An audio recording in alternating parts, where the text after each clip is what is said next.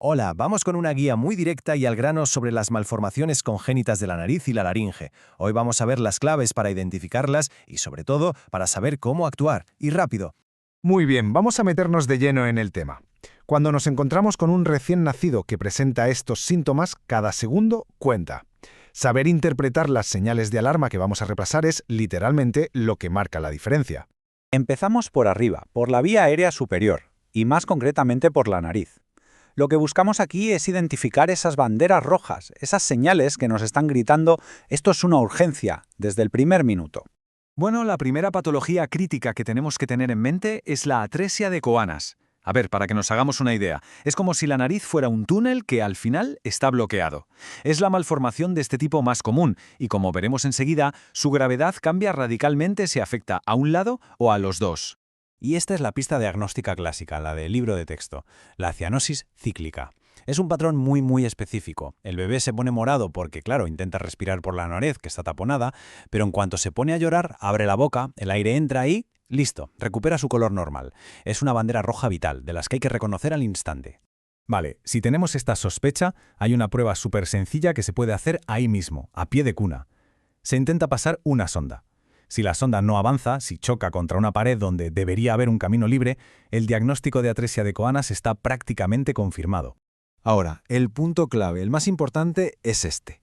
La diferencia entre que sea unilateral o bilateral. Si es unilateral, puede que ni nos demos cuenta durante años. Quizás se manifieste como una pequeña dificultad para respirar y ya.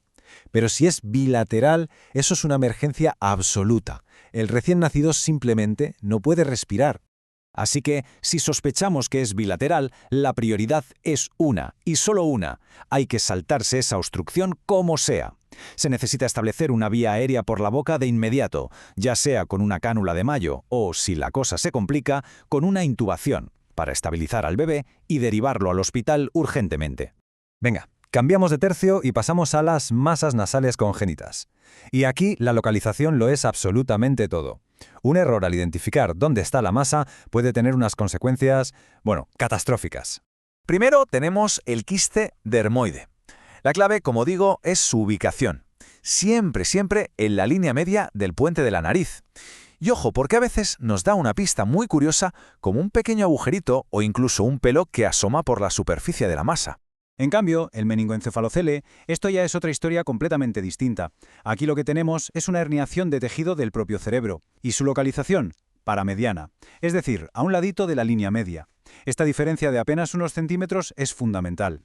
Y esto de verdad es quizá el mensaje más importante de toda esta parte. Nunca, bajo ninguna circunstancia, se debe puncionar una masa que esté a un lado de la línea media.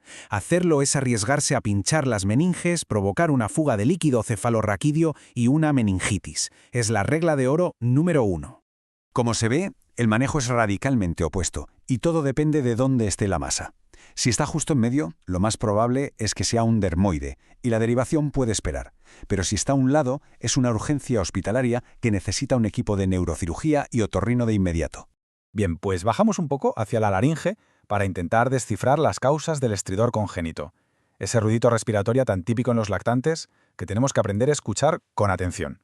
La causa más frecuente, pero con mucha diferencia, es la laringomalacia. ¿Qué es? Pues básicamente una inmadurez de los tejidos de la laringe que son como muy blanditos. Entonces, al inspirar, vibran y se colapsan un poco y eso produce el ruido. La buena noticia es que casi siempre se resuelve sola con el tiempo. Y aquí están las pistas para reconocerla. El ruido es sobre todo al coger aire, inspiratorio. Empeora cuando el bebé llora, come o está tumbado boca arriba, pero mejora y mucho al ponerlo boca abajo. Este cambio con la postura es un dato clínico que tiene un valor tremendo. Pero ojo, cuidado. Si el estridor es bifásico, o sea, que se oye tanto al coger aire como al soltarlo, hay que pensar en algo más serio, como un hemangioma subglótico. Es una bandera roja que nos dice que ahí hay una obstrucción fija. Y un dato útil, la mitad de las veces se asocia a hemangiomas en Lotel. La calidad del llanto de un recién nacido también puede ser una herramienta diagnóstica increíblemente potente para detectar problemas en la laringe. Hay que aprender a escucharlo. Una causa muy importante es la parálisis de las cuerdas vocales. A veces ocurre por un traumatismo en el parto, otras por problemas neurológicos. Y la gravedad, una vez más, depende de si afecta a una cuerda o a las dos. Y aquí la diferencia es abismal. Una parálisis de un solo lado causa un llanto débil, como soplado, con escape de aire. Pero la vía aérea está bien. En cambio, una parálisis de los dos lados con las cuerdas cerradas, eso es una catástrofe. El aire no puede pasar. Es una urgencia vital desde el segundo 1 de vida. Y otra patología que hay que tener en el radar es la membrana laringea. Es como una pequeña telilla que une las cuerdas vocales. El síntoma principal aquí es un llanto que desde el nacimiento es muy débil, muy apagado, casi inexistente. Entonces, llegamos al punto crucial. Saber exactamente cuándo hay que actuar sobre la marcha y derivar de forma inmediata. Vamos a resumirlo para que quede clarísimo. Esta tabla es una chuleta visual perfecta. Resume las banderas rojas que hemos ido viendo y el nivel de urgencia para cada caso. Fijaos bien, la cianosis cíclica, la masa a un lado de la nariz y el estridor muy severo al nacer son emergencias inmediatas, de las que no pueden esperar ni un minuto. Al final, todo esto se puede condensar en un principio fundamental. Ante la más mínima duda, siempre es mejor pecar de precavido. Ni el estridor, ni una masa en la nariz son normales en un recién nacido. Tener la sospecha clínica a tiempo es sin duda la mejor herramienta que tenemos. Y la reflexión final es esta. Tener claras estas claves de alto rendimiento cambia por completo el enfoque ante un recién nacido con problemas para respirar. Nos permite pasar de una simple observación a una búsqueda activa y dirigida de estos signos que, como hemos visto, pueden salvar una vida.